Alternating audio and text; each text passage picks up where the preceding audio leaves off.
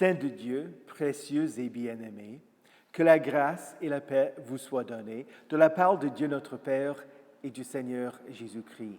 Amen.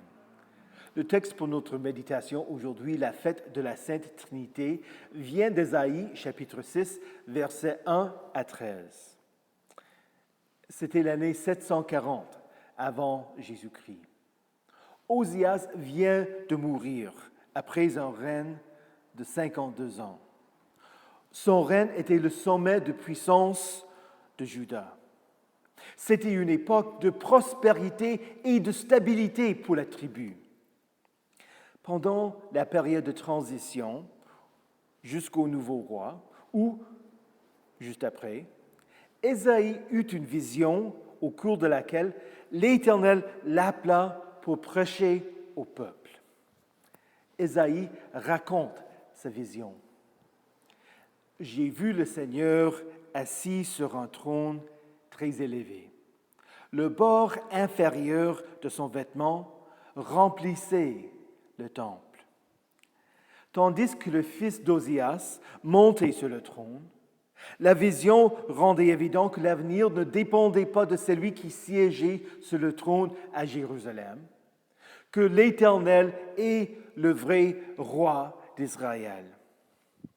Le Seigneur était le vrai roi. Puisque Jésus est l'image du Dieu invisible, et puisque personne n'a jamais vu Dieu, le Fils unique est dans le sein du Père et c'est lui qui l'a fait connaître. C'est ainsi qu'Ésaïe vit Jésus assis sur le trône dans sa vision.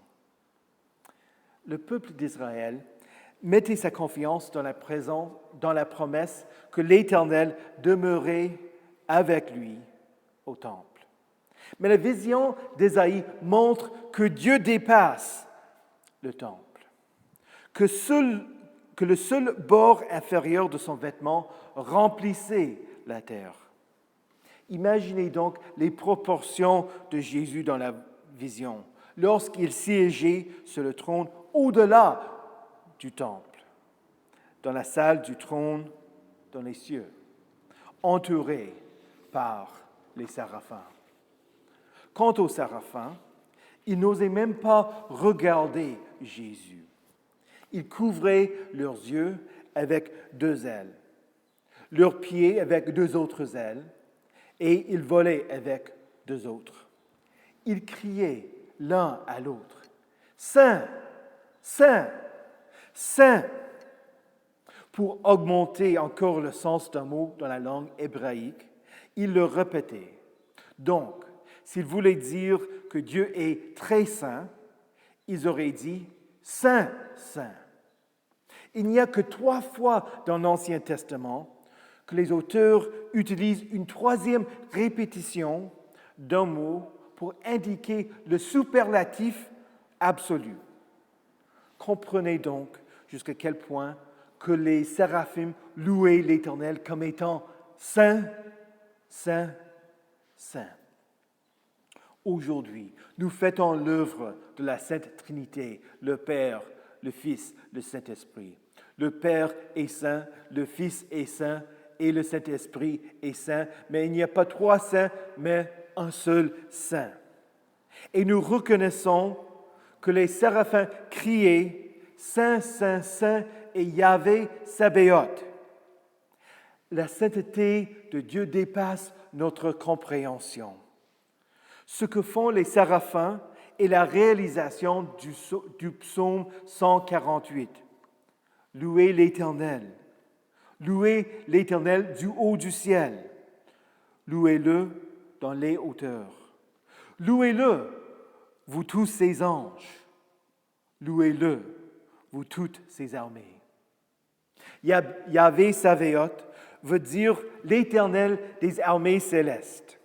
Jésus est celui qui commande les anges, l'armée de l'Éternel, qui obéissent à la voix de sa parole et qui font sa volonté. La gloire de Christ dépasse le temple.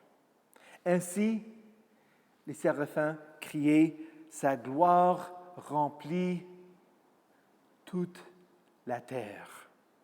Le temple à Jérusalem était rempli du seul bord inférieur de son vêtement. Le temple était incapable de contenir la plénitude de la divinité. Les montants des portes se sont mis à trembler à cause de la voix qui retentissait et le temple était rempli de fumée. Face à ce qu'il vit, Ésaïe cria « Malheur à moi, je suis perdu, car je suis un homme aux lèvres impures et j'habite au milieu d'un peuple aux lèvres impures et mes yeux ont vu le roi, le chef des armées célestes. » Ésaïe confessa ses péchés et les péchés du peuple d'Israël. Il reconnaît qu'il était indigne de voir celui dont les séraphins se cachaient le visage. Voyons à quel point nous sommes comme Ésaïe et le peuple d'Israël, un peuple aux lèvres impures. D'abord, Jésus condamna l'incroyance des Israélites quand il dit « Ce peuple m'honore avec ses lèvres, mais son cœur est éloigné de moi. » En utilisant le nom de l'Éternel dans les imprécations, des jurements, des mensonges et des tromperies, nous profanons le nom de l'Éternel quand nous ne prions pas pour notre quotidien, quand nous n'utilisons pas son nom pour l'adorer, le bénir et lui dire notre reconnaissance. Nous prenons le nom de l'Éternel à la légère. Mais la tentation de pécher en parole n'est pas limitée par notre relation avec Dieu. Nous abusons du don de la langue chaque jour. Le psalmiste dit que tout homme est trompeur. Quand Paul explique que personne n'est juste, il dit « Leur gosier est une tombe ouverte. Ils se servent de leur langue pour tromper. Ils ont sur les lèvres un venin de vipre.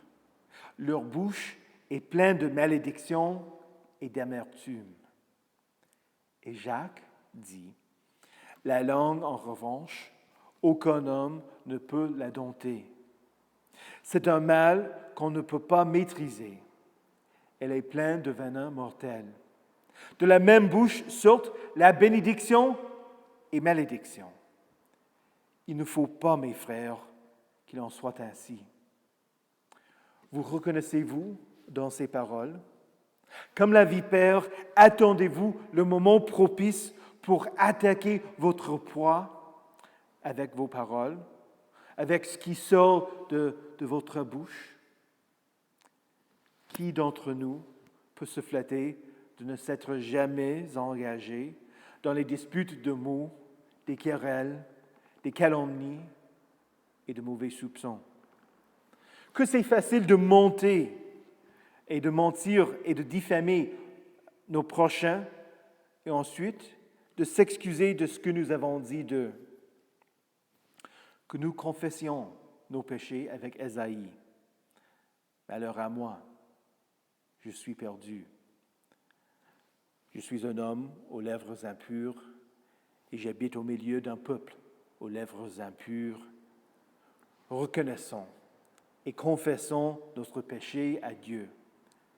Ésaïe répondit à sa vision en disant « Je suis perdu ». Mais ceci peut être traduit aussi par « Je suis muet ».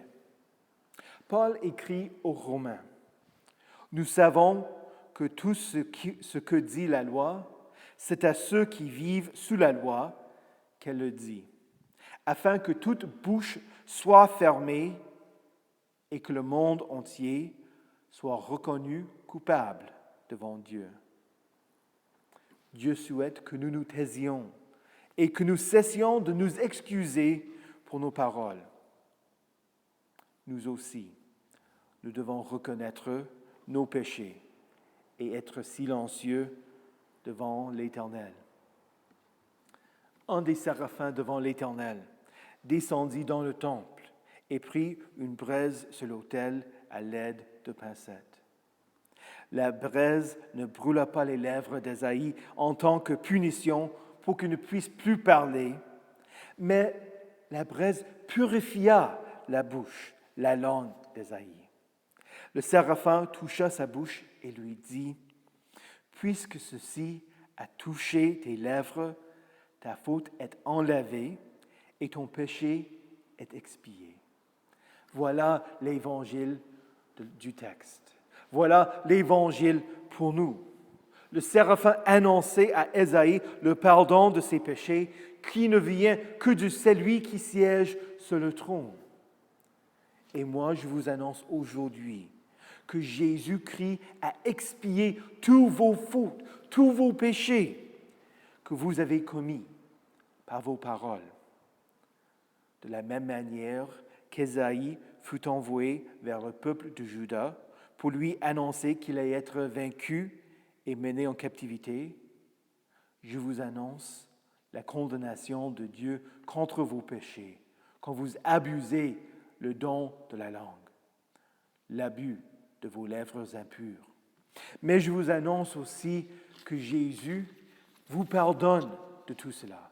Il vous appelle à vous repentir de votre péché. C'est lui qui siège sur le trône et l'agneau de Dieu qui s'est humilié et n'a pas ouvert la bouche. Pareil à un agneau qu'on mène à l'abattoir, à un brebis muette devant ceux qui l'attendent. Il n'a pas ouvert la bouche. Ésaïe fut envoyé pour annoncer à la tribu de Juda qu'il allait être vaincu et mené en captivité, jusqu'à ce que la dévastation ait privé les villes d'habitants et les maisons d'êtres humains, et que le territoire soit dévasté, désertique, jusqu'à ce que l'Éternel ait éloigné les êtres humains et qu'une grande partie du pays soit abandonnée. S'il y reste encore un dixième des habitants, à leur tour, ils passeront par les flammes. Quel jugement contre le peuple après une ère de victoire et de prospérité et de stabilité. En dépit de cela, ils devaient se confier, eux aussi, en la promesse de celui qui siégeait sur le trône. Jésus promit qu'il allait venir pour sauver son peuple.